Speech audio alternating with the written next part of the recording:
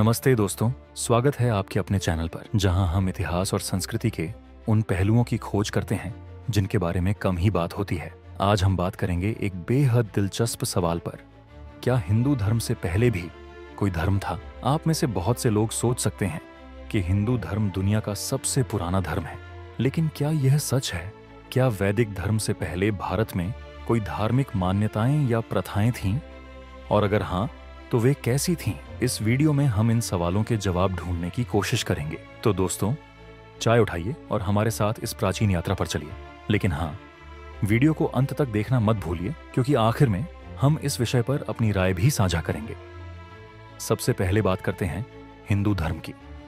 इसे सनातन धर्म भी कहा जाता है, जिसका मतलब है शाश्वत धर्म या सनातन सत्य। हिंदू धर्म की जड़ें वैदिक काल में मिलती हैं, जो करीब 1500 ईसा पूर्व शुरू हुआ। वैदिक धर्म को हिंदू धर्म का प्रारंभिक रूप माना जाता है। इसमें यज्ञ, मंत्रोच्चारण और देवताओं की पूजा शामिल थी। लेकिन दोस्तों, हिंदू धर्म अपने आप में एक फ्री फ्लोइंग परंपरा है। इसका मतलब है कि यह एक निश्चित समय पर शुरू नहीं हुआ, बल्कि यह धीरे धीरे विभिन्न प्रथाओं और मान्यताओं के मिलन से विकसित हुआ। अब सवाल यह है कि वैदिक धर्म से पहले क्या था? यहाँ हमें देखना होगा सिंधु घाटी सभ्यता की ओर, जो करीब 3300 ईसा पूर्व से 1300 ईसा पूर्व तक फली फूली। यह सभ्यता आज के पाकिस्तान और पश्चिमी भारत के क्षेत्रों में फैली हुई थी। पहला पशुपति मोहर का रहस्य मोहनजोदड़ो और हड़प्पा की खुदाई में एक खास मोहर मिली है, जिसे पशुपति मोहर कहते हैं। इस पर एक व्यक्ति योग मुद्रा में बैठा हुआ है और उसके चारों ओर जानवरों की आकृतियां हैं। कुछ विद्वानों का मानना है कि यह शिव के प्रारंभिक रूप या पशुपति का प्रतीक हो सकता है। हालांकि यह सिर्फ एक सिद्धांत है और इसके समर्थन में पुख्ता सबूत नहीं है। दूसरा, जल पूजा और स्नानागार। सिंधु घाटी के महान स्नानागार जैसे मोहनजोदड़ो का स्नानागार धार्मिक जल अनुष्ठानों का प्रमाण हो सकते हैं।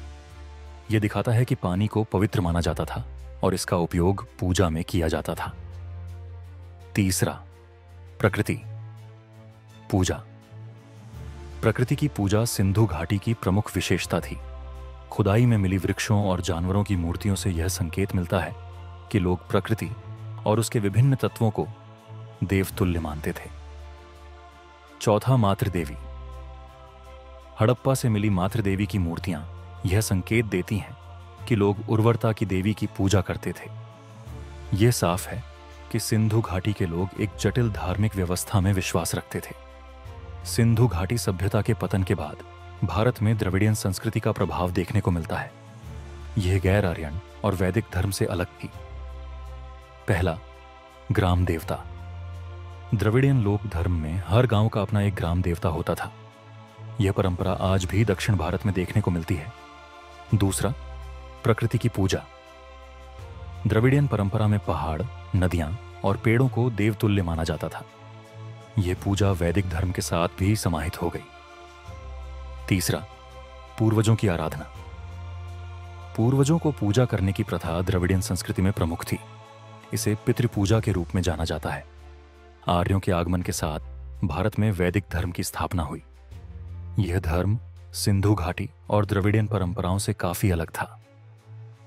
वैदिक धर्म में अग्नि, इंद्र और वरुण जैसे देवताओं की पूजा होती थी।